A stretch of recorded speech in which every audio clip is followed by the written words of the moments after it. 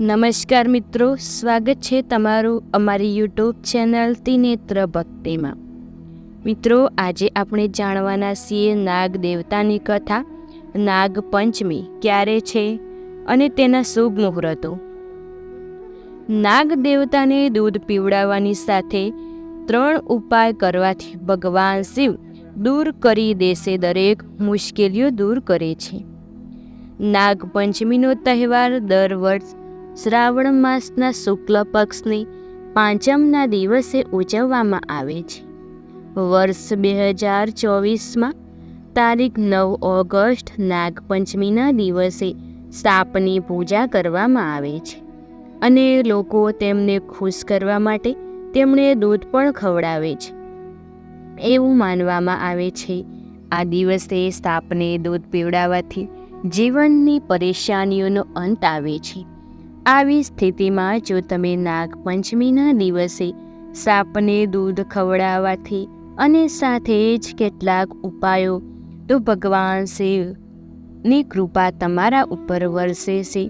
આજે અમે એવા 3 ઉપાયો વિશે તમને માહિતી આપવા જઈ રહ્યા છીએ. નાગપંચમીના દિવસે આ ઉપાયો કરવાથી ભગવાન શિવને સાપ ખૂબ જ પ્રિય છે.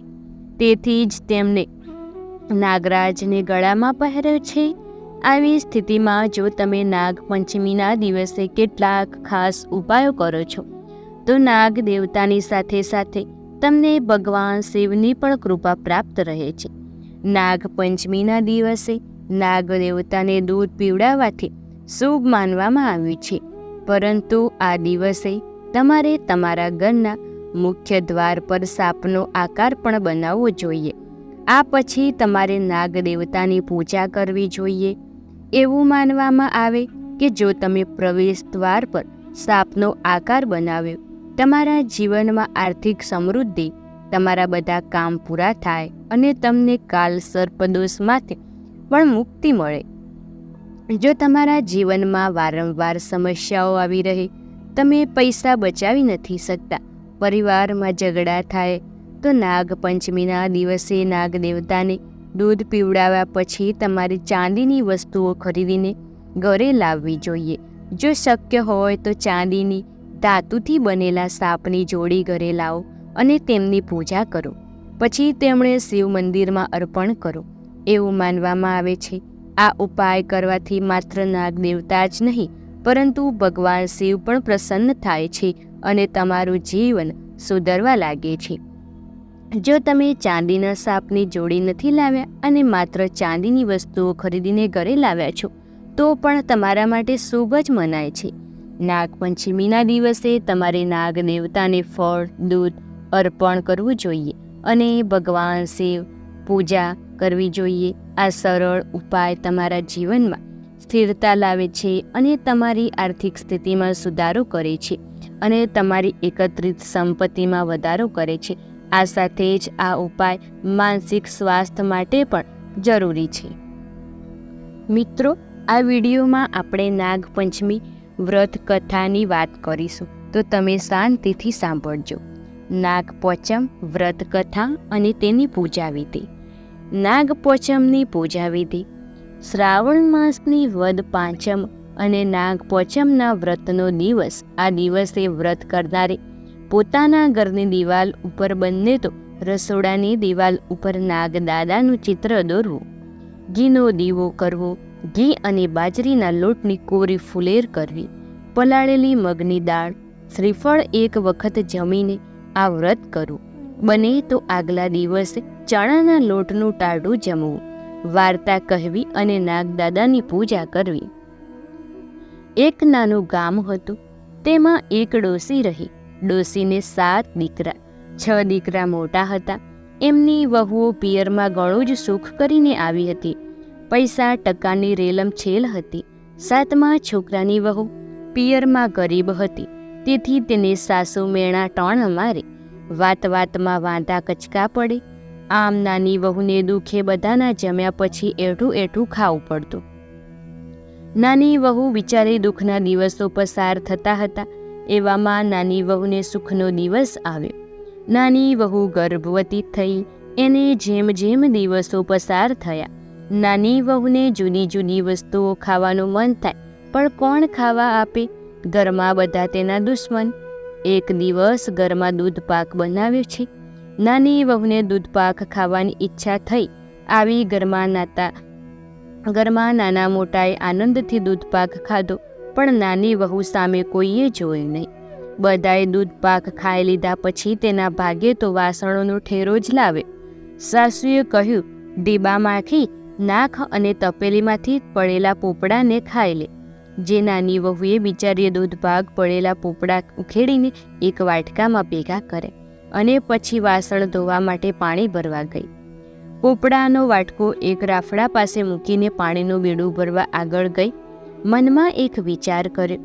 કામકાજમાંથી પરવારી જ્યાં વાટકો મૂક્યો હતો તેઓ આવી તો વાટકો ખાલી. એ રાફડામાંથી નાગણી રહેતી હતી, એ પણ ગર્ભવતી હતી. તેથી બળેલા પોપડાની સુવાસ આવતા તેને પોપડા ખાઈ જવાની ઈચ્છા થઈ અને બહાર આવીને પોપડા ખાઈ ગઈ. નાની વહુએ વાટકો ખાલી જોતા માથું ફૂટ્યું અને બોલી, ઘરની બળેલી વનમાં આવી તો વનમાં પણ આગ લાગી. બળ્યું મારું નસીબ જ ફૂટેલું છે, કોને દોષ દઉં? હવે જેણે ખાધું હોય ભગવાન તેનું પેટ ઠારજો, એવા આશીર્વાદ બોલી. રાફડામાં રહેલી નાગણી નાની વહુના આશીર્વાદ સાંભળતા ખુશ થઈ. બહાર આવી અને બોલી, બહેન, તારા બળેલા પોપડા હું ખાઈ ગઈ છું, પણ એ તો કહે તારે એવી શું વખા પડે છે, અહીંયા લાવીને ખાવા પડે. નાની વહુએ રડતા રડતા નાગણીને પોતાના દુઃખની બધી વાતો કહી. નાની વહુની દુઃખભરી વાત સાંભળી નાગણીને તેના ઉપર દયા આવી અને તેણે કહ્યું, હે દીકરી, તું રડીશ નહીં. આજથી હું તારી માં, આજથી મને તારી માં ગણજે. મનમાં જરાય દુઃખ લાવીશ નહીં. તારો ખોળો ભરવા અમે બે આવીશું. તું તારે ખોળો ભરવા દિવસે કંકોત્રી મોકલાવજે. નાગણીની વાત સાંભળીને નાની વહુના આનંદનો પાર ન રહ્યો. દિવસો પસાર થવા લાગ્યા. પછી તો ખોળો ભરાવાનો દિવસ આવ્યો. નાની વહુએ પોતાની સાસુને ઘણા કાલાવાલા કરી કગરીને સાસુ પાસે કંકોત્રી લખાવી અને તેને કંકોત્રી લઈ મનમાં હરખાતે રાફડા ઉપર મૂકી જાઉં છું, મારી આબરૂ રાખજે, એમ કહીને નાની વહુ તો પાછી પોતાને ઘેર ગઈ. ખોળો ભરાવાનું મુહૂર્ત આવ્યું ત્યાં તો નાગ અને નાગણી વાંચતે ગાજતે વહુને ઘેર આવ્યા. આખા ગામમાં વાત ફેલાઈ ગઈ કે નાની વહુના પિયરિયા તો બહુ પૈસાવાળા છે, કેટલું બધું લઈને ખોળો ભરાવા આવ્યા છે. ખોળો ભરાવાની વિધિ પૂરી થાય પછી તો સાસુને કહીને નાગ અને નાગણી નાની વહુને એમના ઘેર લઈ ગયા. સમય થતાં નાની વહુને દેવના ચક્કર જેવા પુત્રોનો જન્મ થયો. દીકરો તો રાતે વધે છે, તેનાથી વધારે દહાડે વધે છે. એમ નાની વહુની સાથે નાગણી વિયાય એ જ તેમના બચ્ચા મોટા થાય છે. દરરોજ દૂધ ગરમ કરી પછી બાજુમાં ઘંટી મૂકે અને નાની વહુને નાગણી કહે, અમે ચારો ચરવા જઈએ, દૂધ ઠંડુ થાય એટલે આ ઘંટી વગાડજે. ઘંટડીને વગાડી અવાજ સાંભળી તારા ભાઈઓ એટલે કે દૂધ પીવા આવશે. આમ દરરોજ નાની વહુ ઘંટડી વગાડે અને નાગણીના બચ્ચા દૂધ પીવે. એક દિવસ નાગ નાગણી ચારો ચરવા ગયા. દૂધ ગરમ ગરમ. નાની વહુ કાંઈક કામમાં હોય છે અને નાની વહુનો દીકરો ભાખોડિયો ચાલતા શીખી ગયો છે. ભખોડિયાએ ચાલતા ચાલતા પેલી ઘંટડી પાસે રમકડું સમજીને જાય છે અને તેના પંથે ઘંટડી વાગી જાય છે. તેની નાગણીના બચ્ચા વાસણમાં મોઢું નાખે છે અને કોઈનું મોઢું બળી જાય, કોઈની પૂંછડી વળી જાય છે અને નાગણી પાછી આવીને જુએ છે પોતાના બચ્ચાઓમાં કોઈ ખાંડિયા થઈ ગયા છે, કોઈ બાંડિયા થઈ ગયા છે. નાગણી નાની વહુને પૂછે, આ કોણે કર્યું? ત્યારે નાની વહુ રડતા રડતા બોલી, નાગ અને નાગણી નાના બાળકની ભૂલ માફ કરી દે, પણ નાગણીના બચ્ચા મનમાં વેર રાખે છે. બહેન તેના સાસરે જાય પછી તેને કરીને બદલો લઈશું. આમને આમ ઘણો સમય પસાર થાય છે. પછી નાની વહુને નાગ નાગણીએ જીયાણું કરીને તેના સાસરીએ વિદાય કરે છે. જીયાણામાં પુષ્કળ ધન જોઈને નાની વહુના સાસરિયા મોઢામાં આંગળા નાખી ગયા. એવામાં એક દિવસ નાની વહુ પાણી ભરવા ગઈ અને નાગણીના બચ્ચા આવે અને મને નાની વહુની સાસુને પૂછે કે બહેન ક્યાં ગઈ છે સાસુ? કહે છે પાણી ભરવા ગઈ છે. નાગના બચ્ચા ઘરમાં બેઠા હોય છે અને નાની વહુ પાણી ભરીને આવે એટલે પાણીયારામાં જ બચ્ચા સંતાઈ બેસે છે અને તેઓ વિચારે કે બહેન પાણીયારમાં બેડું મૂકવા આવશે એટલે આપણે તેને દેશ દઈ દઈશું. નાની વહુ પણિયારામાં બેડું મૂકવા જાય છે ત્યાં જ તેને ઠેસ વાગે છે અને તરત જ તેના મોઢામાંથી સરી પડે છે. ખમ્મા મારા ખોડિયા બાળિયા વીરને. આ સાંભળી પેલા નાગના બંને બચ્ચાઓને થાય કે બિચારી બહેન આપણા માટે કેટલી દુઃખી છે, હવે આપણને થોડોય કરડાય નહીં, અને તેમાં ત્યાંથી ચૂપચાપ ચાલ્યા જાય છે અને તેઓ વેર ભૂલી જાય છે.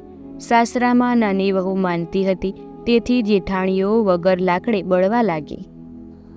એક દિવસ નાની વહુના છોકરાએ જેસરણીના દૂધની સાંતળી ઢોળી નાખવા જેઠાણીએ છણકો કર્યો.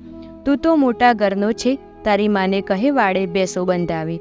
નાની વહુ રડતી રડતી રાફડા પાસે ગઈ અને નાગણને મેળાની વાત કરી તો નાગણે બીજા જ દિવસે 7, 20, 140 દૂધણી ભેંસ મોકલી. શમાએ જરાકે રોષ રાખ્યા વગર અધુ ભેંસો જેઠાણીઓને આપી દીધી. એના હૃદયની વિશાળતા જોઈ જેઠાણીઓના હૃદય પલટાઈ ગયા અને નાની વહુ ઘરમાં સોની માનીતી થઈ ગઈ.